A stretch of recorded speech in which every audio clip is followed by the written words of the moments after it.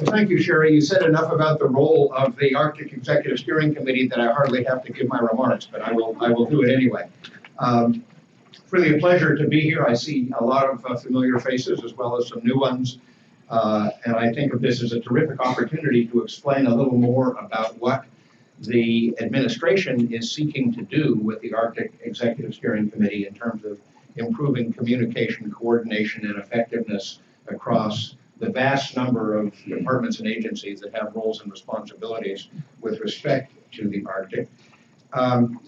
I think given how late in the day I'm speaking, you have probably seen a number of the basics that I was going to present. The upper right of this slide is the official definition of the Arctic as determined by the Arctic Research and Policy Act, that red boundary. What you see on the left is a more nuanced picture of various boundaries and definitions relating to what we consider the Arctic, the high Arctic, the low Arctic, the subarctic, the tree line, and so on. And you see already that it's complicated, even in thinking about what the space is geographically in which we're operating.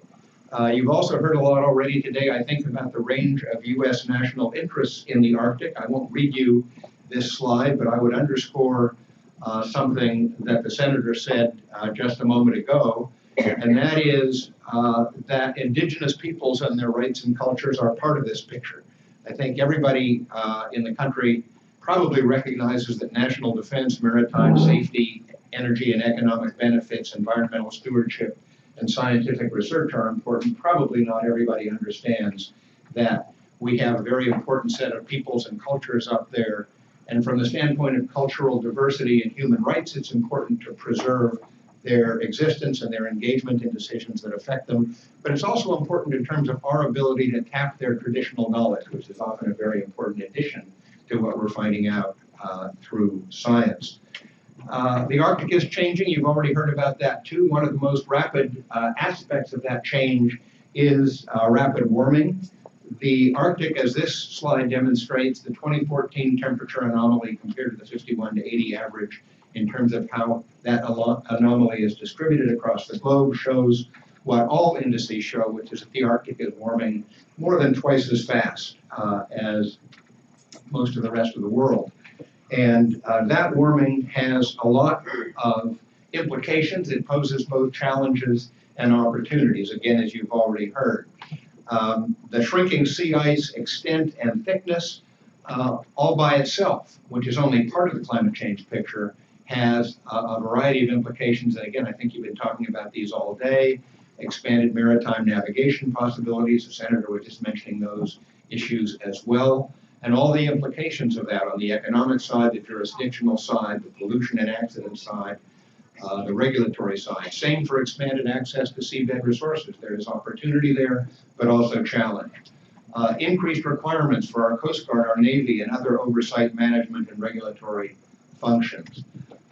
The existential threats to creatures in the Arctic that depend on the ice. As the ice increasingly goes away, especially in summer, those organisms are challenged, sometimes existentially.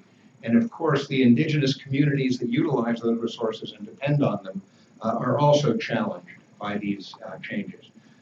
Again, I think everybody in this room knows about the increased risks to coastal communities and infrastructures coming from the combination of sea level rise and the loss of shoreline protection by sea ice against the storms that so regularly affect that region. Other aspects of the warming, permafrost thawing, threatens land transport, pipelines, infrastructure. And the warming, of course, is having ecological effects. It's altering plant cover, vulnerability to wildfire, and other aspects of ecosystem dynamics that are important.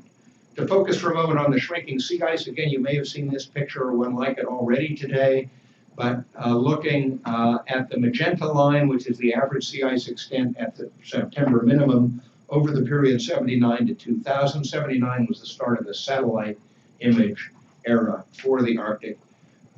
You see it had shrunk considerably by 2005, much more by 2007 and 2012, set a new record by far the lowest extent of summer sea ice since those accurate observations began. And here you look as the graph at both the history, the gray and black, and then the projections under various scenarios of the Intergovernmental Panel on Climate Change, where in what amounts to the business as usual scenario, RCP 8.5, you see that the sea ice disappears entirely in summer before the end of the century. That is likely to have drastic changes on the atmospheric circulation patterns of the Northern Hemisphere. And even under the more modest emission scenarios, huge continuing reductions in summer sea ice. A lot of work is going on to better understand scientifically the Arctic and what is happening there. The Arctic Geotraces program, which is international in nature, is a part of that. Shown on the left are the cruise plans for 2015 and 2016 around the Arctic, United States, with the US Coast Guard cutter Healy, a German program, a Canadian program. And what they're doing is they are using the chemistry of the ocean in subtle ways to understand what's happening there, looking at trace elements. In this case, what are shown at the top is dissolved iron, at the bottom, dissolved thorium-230. And what one learns from this is not only an enormous amount about circulation patterns and chemistry in the ocean in general, and the Arctic Ocean in particular, but one gets a handle on what's happening in the ecosystems whose rivers drain into the ocean there. This study of the chemistry of the rivers and the resulting chemistry of the Arctic Ocean is an extremely powerful scientific lever to figure out what's going on. Turning to the question of Arctic policy and coordination, I always like to start with a chronology, a tick-tock of where we've been in order to get to where we are now, starting with the Arctic Research and Policy Act of '84, amended in 1990. That's what created the U.S. Arctic Research Commission, and I'm sure Fran Ulmer, who leads that, has told you about this already today, so I won't dwell on it too much, although I will come back to it briefly at the end. Also created the Interagency Arctic Research Policy Commission, IARPC. The 8-Nation Arctic Council emerged in 1996. In the more recent period, we had National Security Policy Directive and Homeland Security Policy Directive 66 and 25, respectively, which established an Arctic region policy in January of 2009. I'll say more about that. The National Ocean Policy and the National Ocean Council were created by executive order of President Obama in July of 2010, with the Arctic one of the two initial regional focuses. And I have the pleasure of co-chairing the National Ocean Council as well as chairing the Arctic Executive Steering Committee, so I've been immersed in this set of issues for some time. The Arctic Search and Rescue Agreement, an international agreement, emerged in January 2013. Interagency Report on Arctic Management, National Strategy for the Arctic Region, and its implementation plans and implementation reports all followed. And finally, it was just January 21st of this year that President Obama issued his executive order on enhancing coordination of U.S. national efforts in the Arctic, which led to the creation, in fact, it did create the Arctic Executive Steering Committee and its responsibilities, some of which Sherry Goodman read to you a moment ago. But let me go back to the 2009 Arctic policy, because there is a continuum here. Its ingredients, and again, forgive me if you've seen this 5 times already today, I'll skip over it very quickly, but I will say, for anybody for whom it goes by too quickly, we will post these slides on the OSDP website by this evening, and so you can find them there for a closer look if you're interested. But there were these 6 major aims of the 2009 Arctic policy, and they're pretty much what you would expect them to be. You see the indigenous communities found their way in there, and of course strengthening institutions for cooperation among the Arctic nations, most notably strengthening the Arctic Council, which, as you know, the United States will assume the chairmanship of very shortly. In the 2013 strategy, we didn't change those aims, but we sort of binned them, put them in buckets, of which the principal ones are listed here: the national and homeland security interests, responsible stewardship, international cooperation. Stewardship, of course, includes both the possibility of utilization and the possibility of protection, as the case may be. We've been generating reports on Arctic strategy with our various sister organizations at a great rate. Here are a number of them: the Arctic Research Plan, which comes out in 5-year increments, managing the future in a rapidly changing Arctic, and national strategy for the Arctic region, which I already mentioned. A little further on Arctic research, it has many different dimensions, which are listed here. And this, in fact, even so, is an incomplete list, but some of the important issues are here. Observing systems are particularly important. I would underscore another point that Senator King made a few moments ago, and that is the importance of data as distinguished from anecdotes, and that was a great line that he had. We need more data, we need better monitoring systems, we need a denser network of sensors, we need, of course, big data analytics to understand everything that is being measured. And we are in the process of building all of that. Much of it is built already, but it needs to be maintained, strengthened, and nourished. There's a picture of the executive order, January 21st. And that leads to the question of what are we expected to accomplish in the Arctic Executive Steering Committee. Number one, help shape and reconcile priorities across all these bodies. And I should say that the Arctic Executive Steering Committee has within it 7 components of the Executive Office of the President, that is 7 offices of the White House, and 16 other departments and agencies. Basically, all of the cabinet departments plus NASA, NSF, the Director of National Intelligence, and a few others.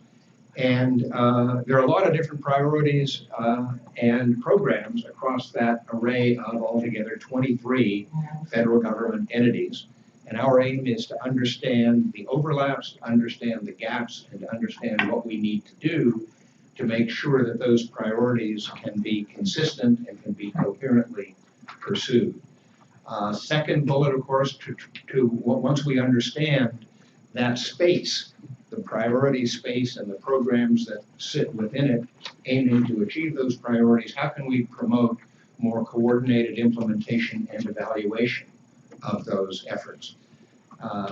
Third aim of this particular effort is to improve the coherence of engagement, both with the state of Alaska and Alaska Native communities. In my involvement with this issue so far, I often hear from officials of the state of Alaska and representatives of the Native communities.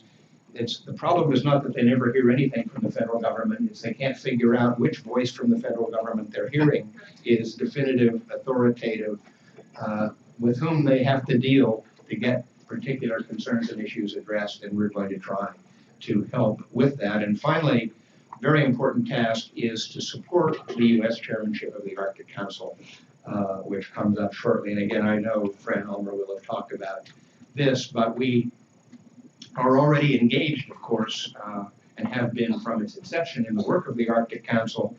The United States is involved in the participation and leadership of all of these working groups. Fran Ulmer has been a great force in this domain and will play a big role when the United States takes over the chairmanship, as will Admiral Papp. We're really looking forward to working with them in this new Arctic Executive Steering Committee.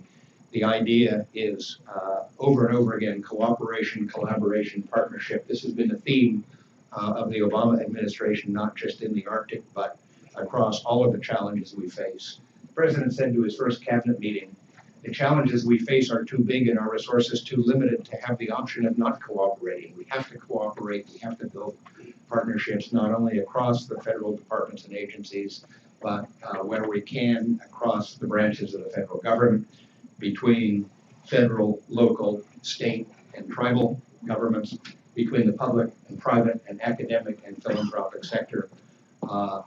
All of those kinds of partnerships are essential, and nowhere is that more apparent than in the Arctic.